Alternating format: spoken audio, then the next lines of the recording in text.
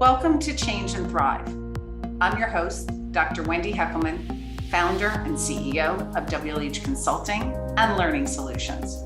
Thanks for tuning in. This past month, we've been talking about the importance of empathy. Earlier in the month, we shared our approach to leadership empathy.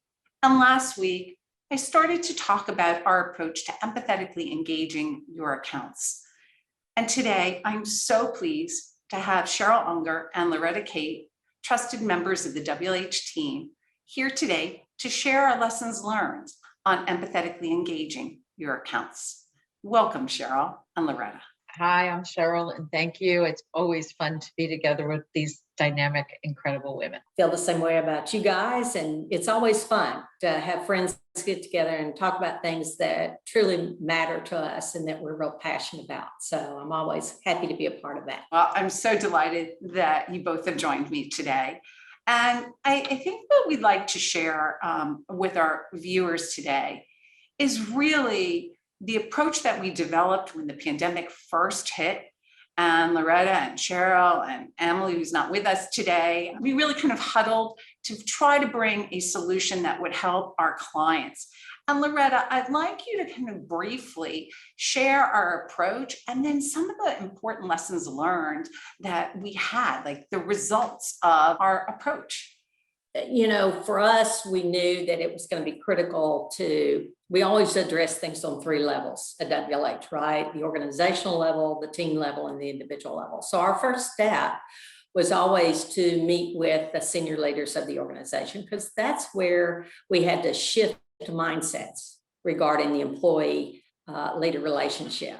The result of that was, by working there, we helped them understand that, you know, you had to let go of those long-held assumptions that work only focused on the sphere of work, because homework and work actually collided, right, during the pandemic. So it became a more emotional relationship. So the output of that is they stopped focusing on work activity and started focusing on the outcomes, quit worrying about when people showed up to work, and focused on helping them find a solution that worked for them in that virtual or hybrid, or even the few that were face-to-face. So that was real critical. Then the next step was we created an opportunity for leaders to increase their awareness so that they could understand where they were exhibiting negative thoughts or behaviors that were disruptive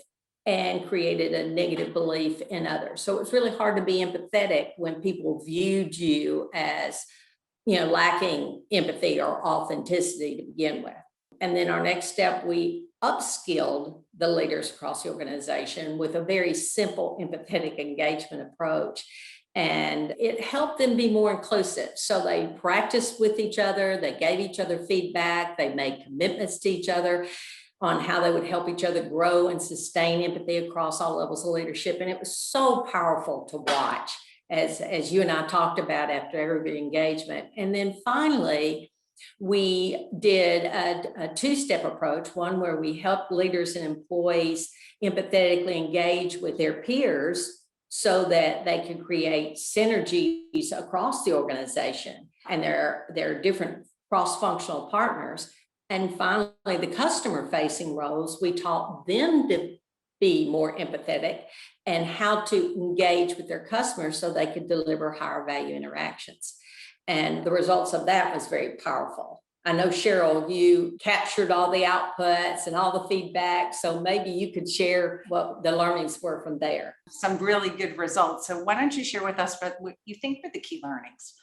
As learning strategists and learning professionals, and then also change experts, we knew that our customers, our clients, and then their customers, obviously the healthcare workers and HCPs that they were dealing with complete disruption. So, to say the least. And still dealing with disruption. So the idea of using customer engagement and selling models in the same way that they had done in the past, although there's a lot of great things there, they needed some nuance and they needed some confidence. And in the empathetic engagement approach, we provided both. We gave them an ability and the types of questions, the types of concerns that quite honestly, they were able to do even through the hybrid modes and their Zoom calls and that kind of thing. And we knew that we had to do this all virtually, which was a challenge because this was a much more soft skills type of thing that people are used to eyeball being in the same room versus a knowledge-based program. So from our perspective, we really had to build in time for people to have those one-on-one conversations, to have observers part of their Zoom breakouts so that they could give that nuanced feedback and coaching. And I know Loretta, who is our in-house coaching expert, can share some more lessons about the coaching side of things. There's some great models out there. You know, we have one and many other companies have their own, and they're all great and they all work equally well. The thing that has always been missing for leaders has been an empathetic engagement in using that coaching model. Without it, they really fail to accurately diagnose. They fail to figure out where someone is developmentally because they're missing that true understanding. Too many times they jump in with their assumptions, right? That they know what the root cause of the problem is, and they go right to solutions and tell them what to do. Isn't that what we hear them admit all the time? So what we propose, and I challenge the thinking, is that if you're going to use any coaching model, you better upskill your leaders empathetically first. Otherwise, you're not going to get your return on investment for that training. I think one of the other things, Loretta and Cheryl, that we saw is, you know, with the shift to really the screen to screen interactions, which were predominant through all last year, and going forward, we believe that there will be a hybrid model, that it's so important for customer facing roles to do the early work to understand what that particular stakeholder is. What's their concern? What are they worried about?